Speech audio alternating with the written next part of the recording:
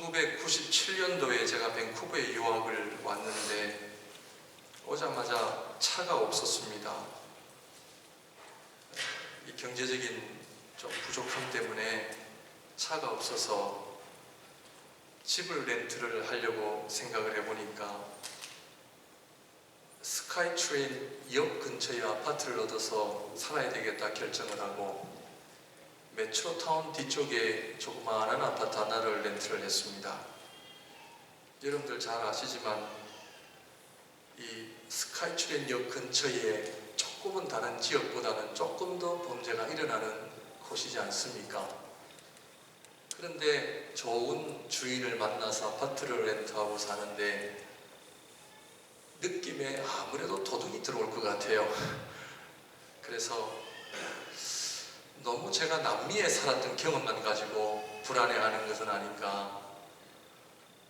그렇다면 만약 도둑이 들어오면 무엇을 가져갈 수 있을까 보니까 귀중품은 없었습니다.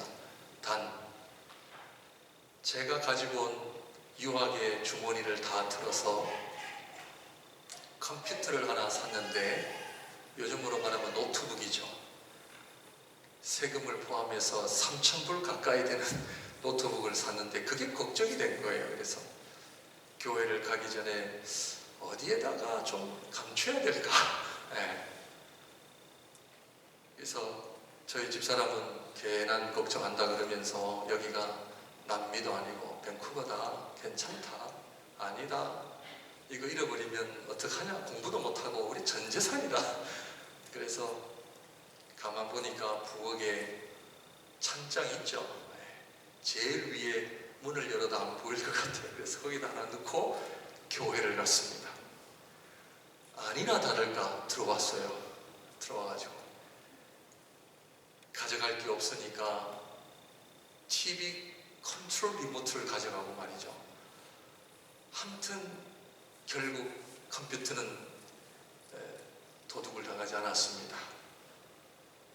문을, 세상의 아파트인데 문을 반 정도 부숴놓고 들어왔어요. 아마 교회 간다는 것을 잘 알았던 것 같습니다. 와보니까 저희 집에 막 경찰이 오고 노란 잎 줄이 막 쳐지고 해가지고 밴쿠버에 유학 와서 제가 신고식을 아주 톡톡히 했습니다. 여러분들 주무실 때 문 잘 잠그고 주무시죠?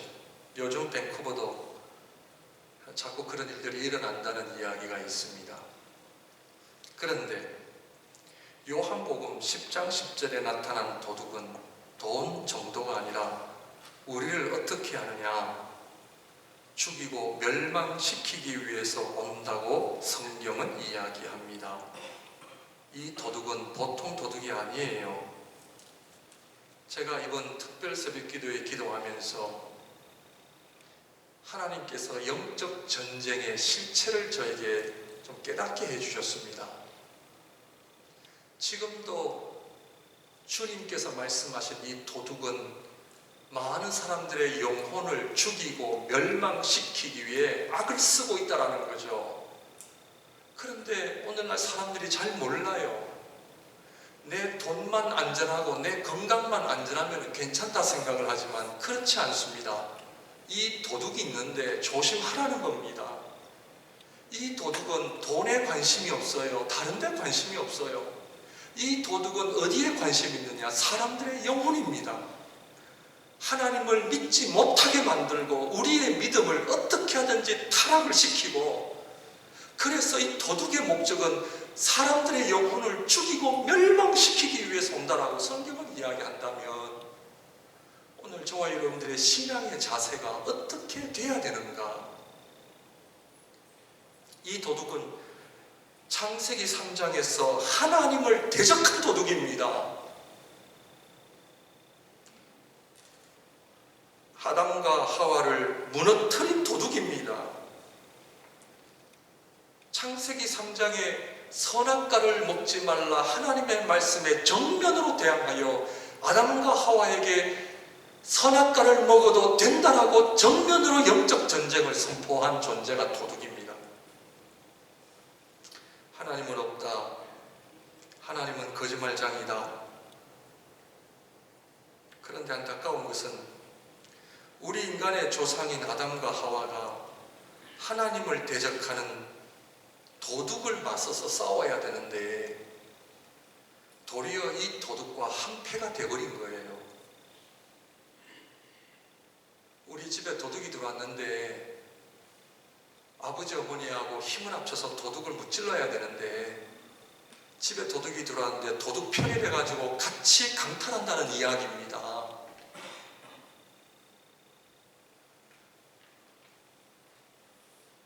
사랑하는 성도 여러분, 오늘날 이 도둑은요, 우리를 자꾸 속이고 있어요.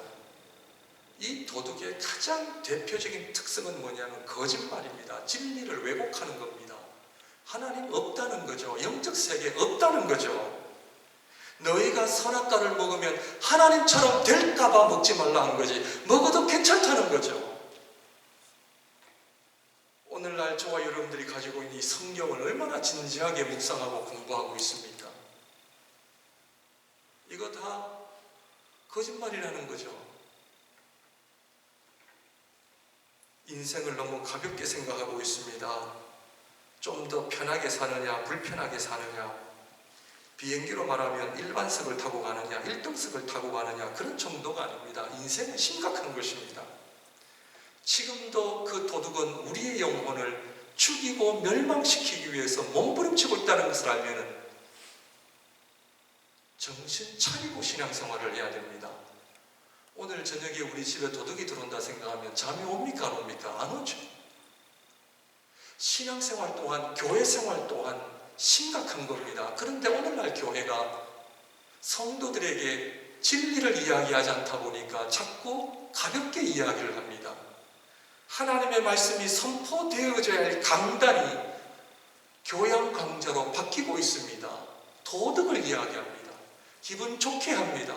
사랑하는 성도님들, 우울하십니까? 지킨 숲이라는 책을 읽어보십시오. 마음을 편안하게 해줍니다. 여러분들의 마음을 기쁘게 해줄 겁니다. 이것이 오늘 우리가 살아가고 있는 현대사회의 특징입니다.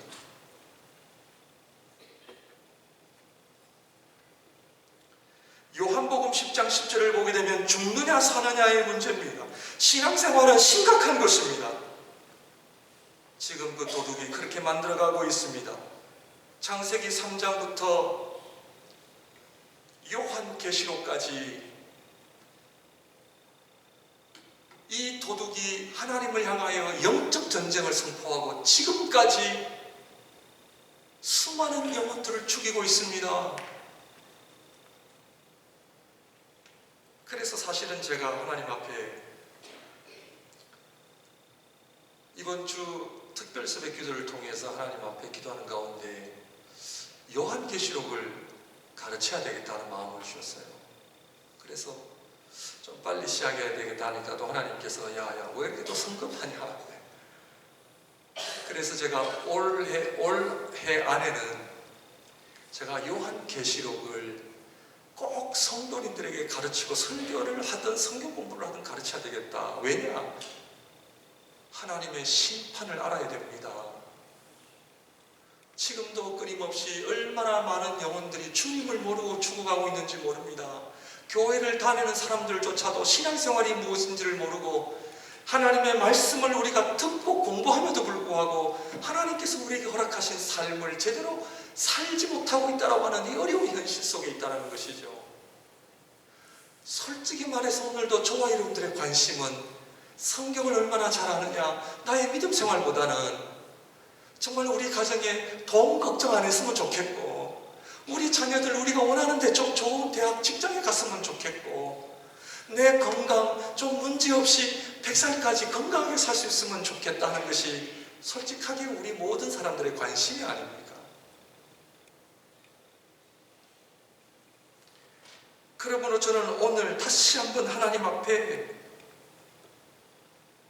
영적 전쟁의 실체를 이야기하고 싶은 겁니다. 사탄은 결국 성경을 통해서 무엇을 이야기하느냐 하면은 영적 세계는 없다, 하나님은 없다. 이 땅에서 잘 먹고 잘 살면 되지 무슨 믿음 생활이 그렇게 필요하냐, 기도 생활 왜 이렇게 해야 되느냐, 말씀 공부 왜 그렇게 해야 되느냐,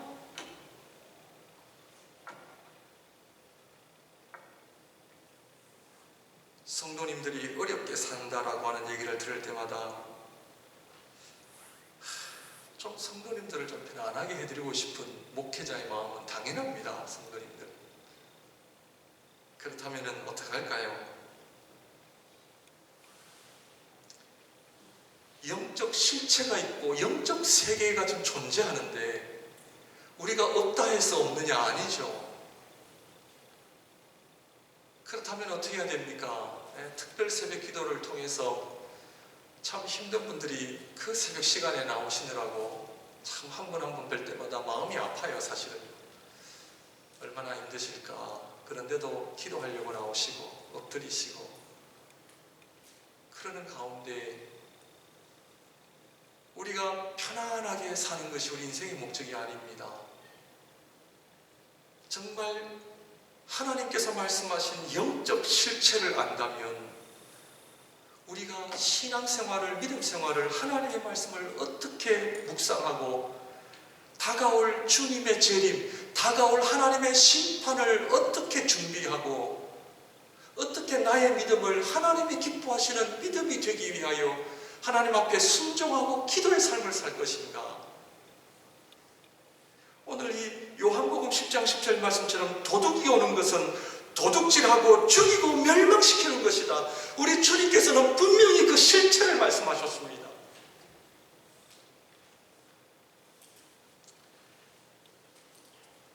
이스라엘 백성이 애굽을 나와서 아말렉과의 전쟁을 치릅니다. 이때 모세의 팔이 올라가면 이기고 모세의 팔이 내려가면 집니다. 무엇을 의미합니까?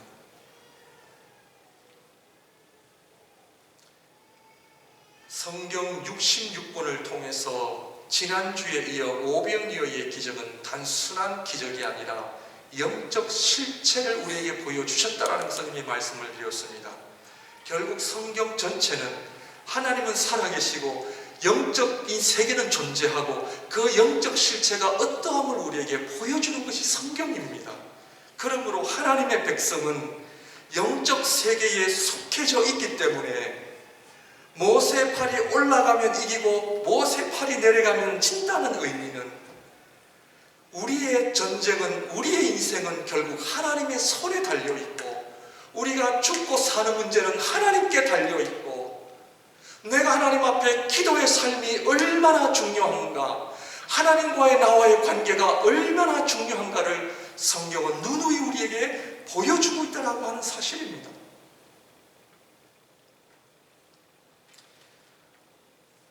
한국이 19세기 말에 복음이 들어왔습니다. 그런데 이 복음이 한국 땅에 들어와서 엄청난 열매를 맺었습니다. 사탄이 겁이 난 거죠. 저는 이것을 책으로 공부한 것이 아니라 이민 생활을 하면서 하나님으로부터 은혜를 받을 때 하나님께서 저에게 가르쳐 주신 것들입니다. 한국 현대 역사를 어떻게 우리가 이해하고 있습니까? 왜 다른 나라에서 잘 일어나지 않는 전쟁이 2번씩이나 일어납니까? 일제시대와 6.25 전쟁을 통해서 왜 하나님은 우리 민족을 이렇게 고통, 고난 가운데 두게 하셨을까? 조금 전에 말씀을 드린 것처럼 이것은 개인적인 생각입니다. 복음이 한국 땅에 들어오니까 20세기 초반에 엄청난 부흥의 역사가 일어나는 것을 보고 이 사탄이 가만두지 않은 거죠. 복음에 대한 말살 정책을 편 것입니다. 일제시대를 통해서 신사참배와 6.25 전쟁을 통해서 공산주의로 한국 땅에 복음을 말살시키고자 했던 영적 전쟁으로 저는 이해하고 있습니다. 그런데 결국 하나님께서는 한국 땅을 긍휼히 여기셔서 복음의 꽃을 피우게 하셨습니다. 그런데 우리 입장에서는 사실 저는 실패했다고 봅니다. 왜냐하면 일제시대의 신사참배를 우리 목사님들부터 시작해서 극복하지를 못했습니다. 지금 한국이 일본을 향하여 과거사를 정리해라라고 외치고 있지만 물론 해야 합니다. 그러나 먼저 하나님 앞에 과거사를 정리해야 될 단체가 누구냐? 우리 한국교회입니다. 한국교회가 먼저 신사참배에 대한 참 회개의 역사가 일어나야 됩니다.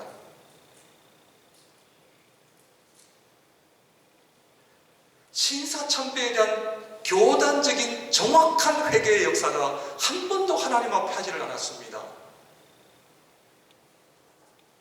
오늘날 한국 교회들이 하나님의 말씀으로 행하지 않는 모든 잘못된 모습들이 넘쳐나는 것은 하나님과의 올바른 관계를 회복하지 않았다는 증거입니다. 그런데 이 도둑이 우리 한국 교회를 이제는 말살 정책을 피는 것이 아니라 이제는 돈으로 죽이고 있습니다. 제가 왜 이민교회가 중요하다는 것을 말씀을 드리냐면, 오늘 이 한국민족의 소망은 교회입니다. 한국 땅에, 이민 땅에 얼마나 많은 우리 한인들이 상처 때문에 고통을 당하고 있습니까? 그런데 하나님께서는 그 고통당하는 사람들의 치유를 누가 하느냐? 교회가 해야 됩니다. 일본은요, 절대로 안 합니다. 저는 그렇게 봅니다. 오늘날 복음을 받아들인 교회가 정말 치유하고 하나님이 기뻐하시는 거룩한 백성으로서의 삶을 회복하는 것이 우리 한국 민족의 유일한 소망입니다. 그런데 우리 한국 교회가 서구 교회를 닮아가고 그 전철을 밟고 있다고 하는 것은 왜 그러느냐? 죄송한 얘기입니다만 하나님의 말씀을 버린 결과입니다.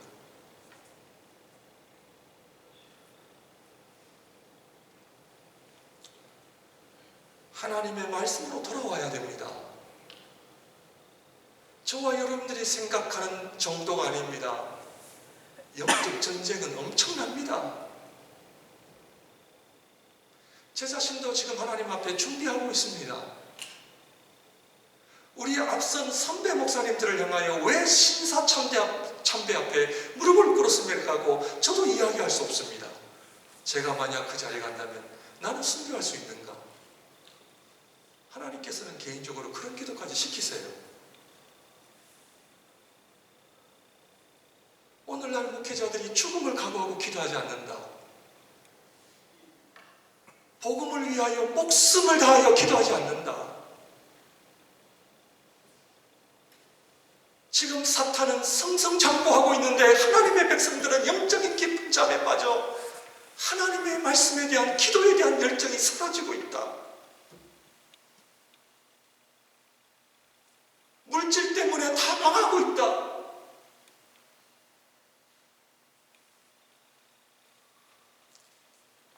가장 친한 친구가 미국 워싱턴 DC에서 목회를 합니다. 저랑 같이 리전트에서 공부를 했습니다. 이 목사님 진짜인지 아닌지는 모르겠어요. 미국에 있는 한인 교회들이 200명 이상 되는 교회 목사님들의 영적 상태가 심각합니다. 거짓말이야. 다 그거 사람들 다 소문이야. 진짜인지 아닌지는 모르겠습니다.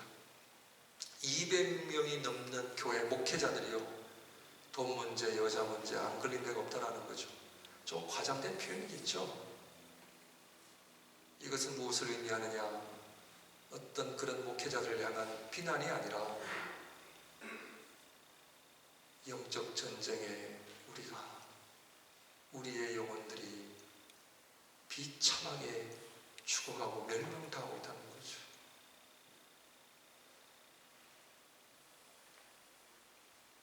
어떻게 해야 합니까? 우리 사랑하는 성도님들, 오늘 이 시간에 2016년도 새해를 맞이하여 오늘 날씨가 너무 좋고 바깥에 나가서 나들이 하고 싶고 바베큐 하고 싶은 그런 심정이지만, 그런 시점에 여러분들에게 오늘 영적 전쟁을 선포합니다. 이 도둑을 보니까 가만히 있으면 안 되겠어요? 어떻게 해야 되겠습니까? 우리 집을 호시탐탐 노리는 도둑이 있는데 가만 놔두시겠어요? 아닙니다. 때려 부숴야죠. 하나님을 대적했던 이 사탄, 이 도둑이 마지막 순간까지 주님의 몸된 교회를 타락시키고 영혼들을 죽이고자 하는 이 영적 전쟁. 이번 주 금요일 날 우리 장로님 권사님들 모임 때 제가 말씀드리려고 합니다. 말씀 봐야 합니다. 기도해야 합니다.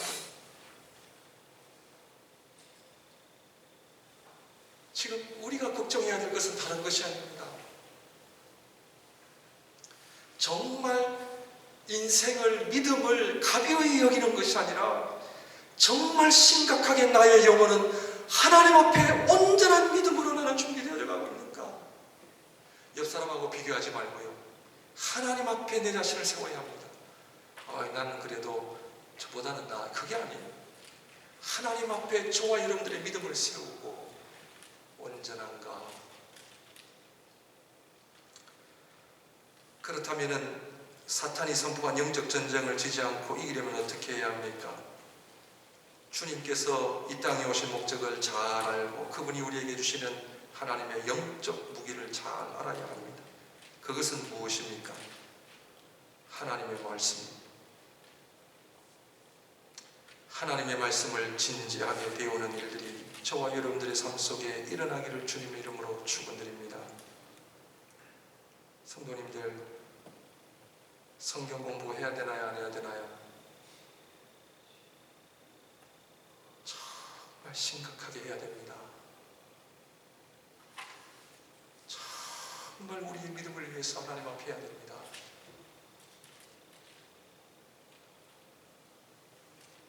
아담과 하와가 내팽개쳤던 선악과를 먹지 말라 하신 하나님의 말씀을 다시 회복해야 합니다. 이 말씀 앞에 순종해야 합니다. 오늘 말씀으로 우리는 내가 온 것은 양으로 생명을 얻게 하고 더 풍성히 얻게 하려 함이라. 생명을 말씀하셨고 더 풍성한 삶이라고 이야기를 했는데, 제가 결론적으로 말씀을 드리면 풍성한 삶은 다른 것이 아니라 말씀의 열매입니다. 제가 보여드리겠습니다. 말씀이라고 하는 씨앗이 땅에 떨어져 몇 배의 결실을 맺나요? 30배, 60배, 100배의 결실을 맺는다라고 하는 이 말씀은 곧 생명의 역사입니다. 요한복음 10장 10절에 말씀하신 그 생명은 하나님의 말씀이신 예수 그리스도를 의미하는 것이요, 태초에 하나님이 천지를 창조하시나 하나님이 가라사대 하신 하나님의 능력의 말씀이요, 그 말씀이 심령의 뿌리를 내려 30배, 60배, 100배의 결실을 맺는 것을 가리켜 풍성한 삶이라고 이야기를 합니다. 우리가 그러한 풍성한 삶을 맺지 못하는 이유는 하나님의 말씀을 믿지 않기 때문에 그런 것입니다. 하나님의 말씀의 능력을 믿지 않고 여전히 하나님의 말씀은 듣지만 여전히 내 생각, 내 경험에 의해서 살아간다는 말이죠.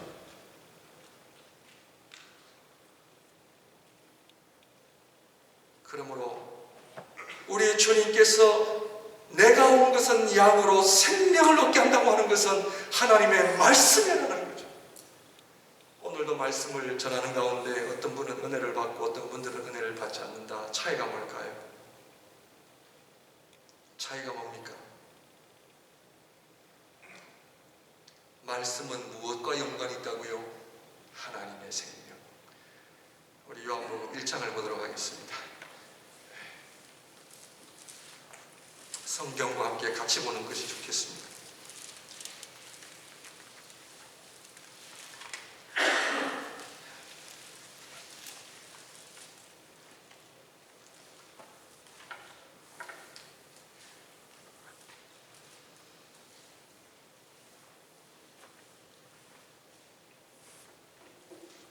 요한복음 1장 1절입니다.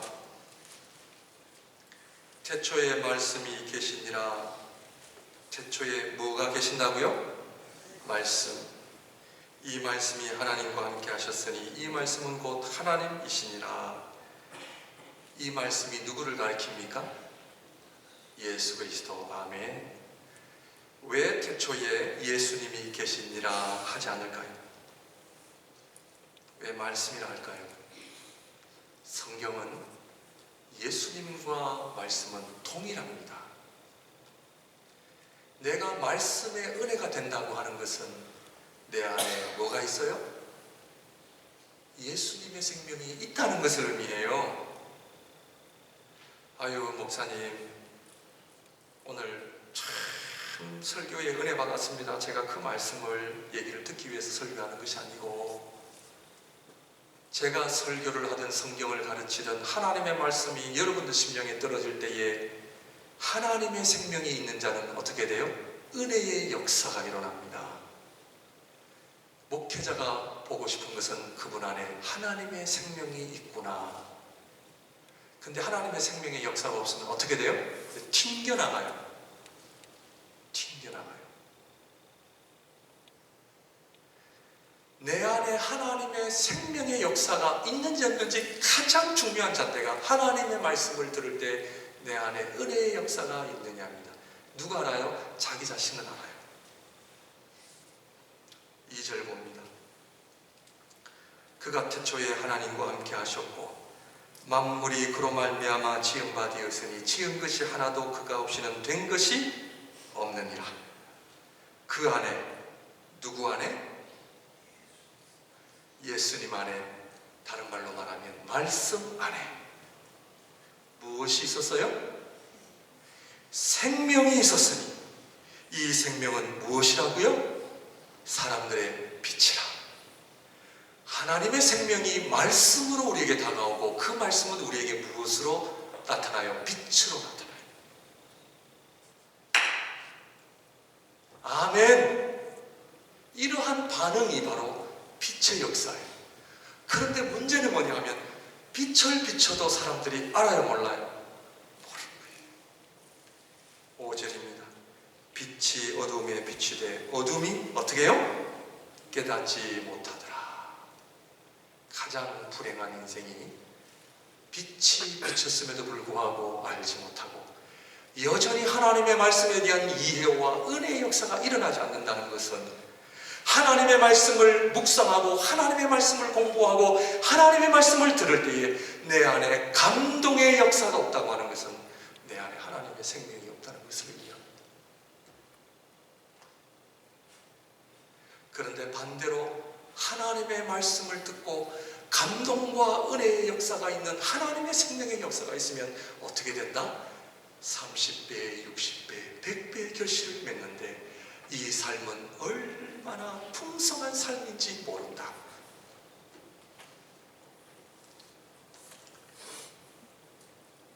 (1장 29절을) 봅니다.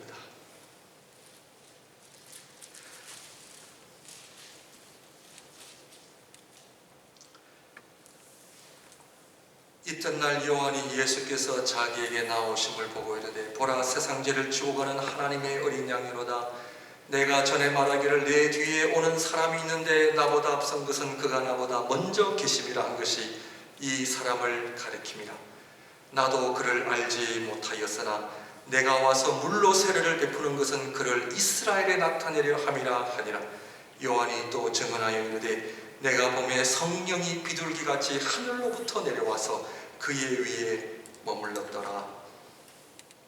세례 요한이 31절에 나도 그를 알지 못하였으나, 세례 요한이 증언하여 이르되 내가 보매 성령이 비둘기같이 하늘로부터 내려와서 누구 위에 머물렀더라? 예수 그리스도 위에 머물렀던 것을 누가 보았어요? 세례 요한이 보았던 거예요. 세례 요한의 고백입니다. 자, 비둘기가 직접 내려왔다고 성경이 이야기하나요? 자, 비둘기가 와야만 성령이 내려오나요? 자, 비둘기가 내려왔어요, 안 내려왔어요? 성경을 보십시다. 요한이 또 증언하여 이르되 내가 32절입니다. 내가 보매 성령이 뭐같이? 비둘기같이. 비둘기가 내려온 게 아니고 뭐가 내려왔어요? 성령이 내려온 거예요. 33절 봅니다. 잘 보세요. 나도 예수님을 알지 못하였으나 나를 보내어 물로 세례를 베풀라 하신 그이가 나에게 말씀하시되 성령이 내려서 누구 위에든지 머무르는 것을 보거든 그가 곧 성령으로 세례를 베푸는 이인 줄 알라 하셨기에 내가 보고 그가 하나님의 아들이심을 증언하였노라 하니라. 세례 요한은 나는 누가 메시아인지 몰랐다고 했어요. 누가 메시아인 줄, 누가 하나님의 아들이신 예수 그리스도를 내가 몰랐으나 누구에게든지 그 위에 무엇이 오면 성령이 오는 것을 보고 그가 하나님의 아들 메시아인 것을 내가 알았다라고 세례 요한이 고백한 것은 자기 자신에게 성령이 있다는 이야기예요, 없다는 이야기예요? 성령이 있다는 얘기죠. 성령이 없으면 예수님 위에 성령이 내려오시는 것을 봅니까, 못 봅니까? 제가 지금 무엇을 설명하려고 하는 겁니까? 하나님 살아계세요, 안 살아계세요? 부모님한테 들은 얘기 하지 마시고 교회 와서 들은 얘기 하시면 안 돼요. 자, 하나님 살아계신 걸 여러분들 보셨어요, 못 보셨어요? 제가 지금 세례 요한의 이야기를 하는 이유가 뭡니까? 세례 요한이 하나님이신 예수님을 어떻게 보았다 그래서요? 성령이 그 위에 내리시는 것. 성령이 내리시는 것을 어떻게 보았어요? 본인이 성령을 받아서 알았어요. 여러분들 하나님 살아계신 걸 보았습니까? 제가 하는 이유는 뭐냐면 믿음 생활 잘 하셔야 됩니다. 누가 하나님을 보았느냐, 누가 영적 세계를 보느냐, 성령을 받은 사람은 봅니다. 문제는 성령을 모르기 때문에 하나님의 말씀인지도 몰라요. 하나님의 말씀이 얼마나 중요한지를 몰라요. 펴놓기는 펴놓고 듣기는 듣는데 여전히 내 생각. 이 하나님의 말씀의 감동이 언제 와요? 내가 성령을 지니면. 내 안에 성령이 있는 사람은 오늘 이 예배도 그냥 드리자.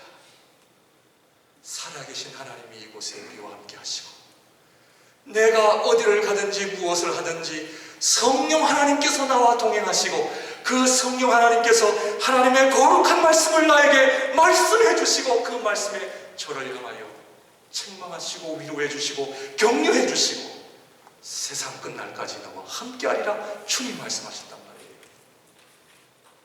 이것이 도둑을 이길 수 있는 유일한 방법이거든요.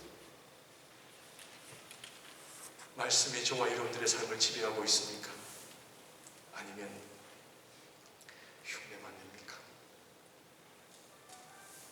성령의 역사, 요한복음 10장 10절이 내가 온 것은 양으로 성령을 주게 하고 그 성령의 역사가 하나님의 거룩한 말씀을 풍성하게 살 수 있도록 하게 하시는 역사임을 통하여